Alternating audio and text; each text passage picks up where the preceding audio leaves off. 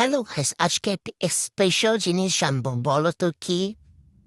Noodles আর spaghetti. বিদেশি ভাষায় এটাকে স্প্যাগেটি বলে।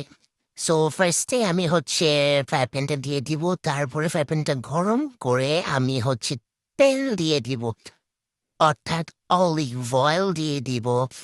তো অলিভ অয়েলটা একটু গরম হওয়ার পর আমি গার্লিক দিয়ে দিচ্ছি, রসুন দিয়ে দিচ্ছি, বাঙালি আমি। সো রসুন দেওয়ার পর আমি টমেটো দিয়ে দিব। এগুলো ওই যে কি জানি বলে, চেরি টমেটো, চেরি ছোট্ট ছোট্ট টমেটো। ওটা দেওয়ার পর আমি ওই নুডলসের পানিগুলো দিয়ে একটু লাড়া দিব, লাড়া দিব, লাড়া দিব, লাড়া দিব, লাড়া দিব। অনেকক্ষণ লাড়া দেওয়ার পর একটা ব্ল্যাক পেপার দিয়ে দিব। ব্ল্যাক পেপার দেওয়ার পর আমি একটু ওয়েট করব। ব্ল্যাক পেপারটা একবার দেখে নাও তোমরা, তারপর একটু দেওয়ার পর একটু ওয়েট করব। ওয়েট করে আমি লবণ দিব, লবণ দিব, স্বাদ মতন লবণ দিব। মনে হচ্ছে আর একটু দেওয়া লাগবে, কম হয়ে গেছে। তারপর আমি আমার নুডলসগুলো দিয়ে দিব, সুন্দর মতো নুডলসগুলো দিব। একটু সাজিয়ে দিচ্ছি, দেখো আমার সুন্দর চামচ দিয়ে আমি নুডলসগুলো দিচ্ছি।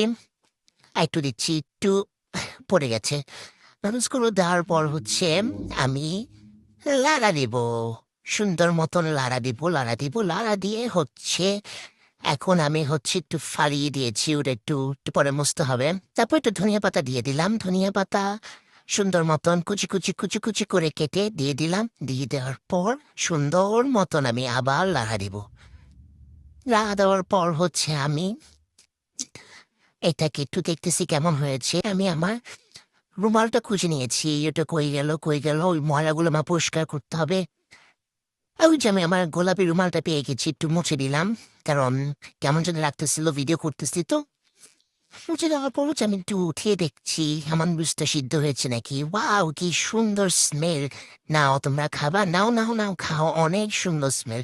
আমাকে দেখো আমি কেমনে খাই। সুন্দর মতন প্লেট নিয়ে আসলাম, খুবই সুন্দর প্লেট, একটু বেড়ে নিলাম, একটু একটা সুন্দর একটা স্টাইলিশ চামচ দিয়ে তোমাদেরকে দেখানোর জন্য। সাইড একটু পড়ে গিয়েছে, যে এই জন্য আমি একটু ক্যামেরাটা সাইড করে নিলাম। দেখো কি মজা! আমি খাবো, তোমরা খেতে চাইলে এসে পড়ো।